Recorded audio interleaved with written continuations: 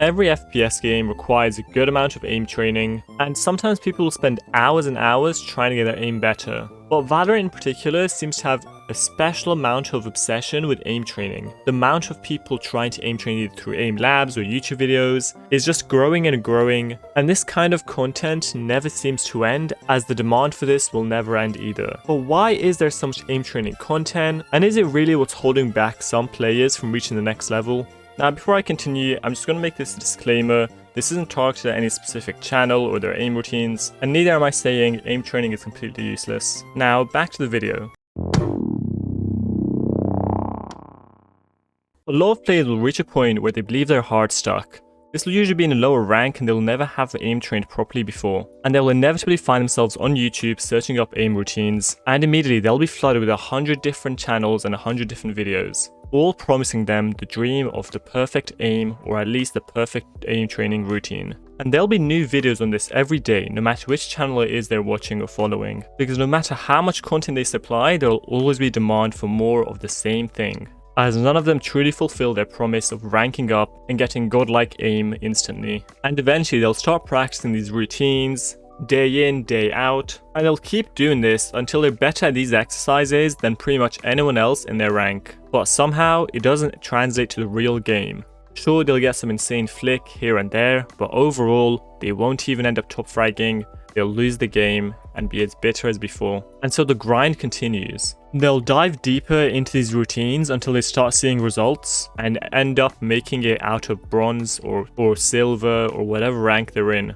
And you may be wondering, why does this happen? How could they still do so poorly after watching thousands of these videos and training every day and learning the perfect ways to hold a mouse and finding the right sensitivity and so on? Well, the answer is a little complex, because aim is about 20% of Valorant. Game sense, mechanics, strategies and so on make up the rest of it. The person spending hours on aim labs won't see the same results as a person properly learning the mechanics and learning movement and how to peek properly and so on. So many players buy into this false hope that they can become an aimbot and absolutely tear through their rank and many ranks above. Plus, what's more satisfying than watching 10s go absolutely crazy on jet knives and just ace easily and just out-aim everyone and easily get the win?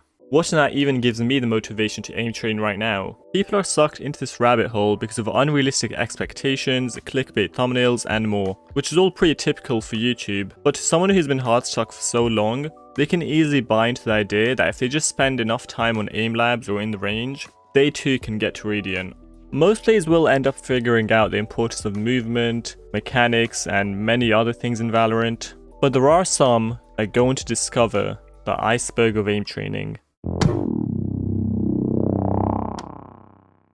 The more aim training you do, the less you start to notice the difference. Once you get to a really high level, even a ton of aim training weeks or even months can only lead to small gains in actual performance. And at the pro level, even the smallest advantages could be the difference between winning and losing. And that's what leads people to look for more unorthodox ways to help improve their aim. Now, you've probably seen mouses go for well over £100 and even keyboards. But what if I told you people would spend the same amount on glass mouse mats or other mouse pads to gain maximum smoothness so their mouse and arm can slide across it easier? And people will even go on to get gaming arm sleeves, once again to help with the smoothness of moving your mouse across the pad. Now, there are some things you can spend money on and it actually helps improve your performance. Like if your monitor has a 60Hz refresh rate, you want to buy a better one, maybe 144, maybe 180, maybe even 240, and those make sense. But to spend hundreds on mouse pads or arm sleeves is where it kind of starts to get pointless and a little obsessive. But even with buying a monitor, once you start reaching 300Hz or higher, it starts to get pretty much unnoticeable. And the same with FPS. You don't need a graphics card that can go up to 500 FPS if your monitor is only at 200Hz. In fact, I would say if you're really bad, getting a better monitor barely helps. Like when I was in bronze, I upgraded from 6Hz monitor to 180 and it barely made a difference. It was just a lack of understanding on how to properly take gunfights, and also I would never warm up before any games and just jump straight into ranked. And after that, for a while, I had a bit of an obsession with sensitivity. Now, obviously you don't want your sensitivity to be too high or anything too low. As long as your DPI is 800 and your sensitivity is anywhere from 0.2 to 0.4,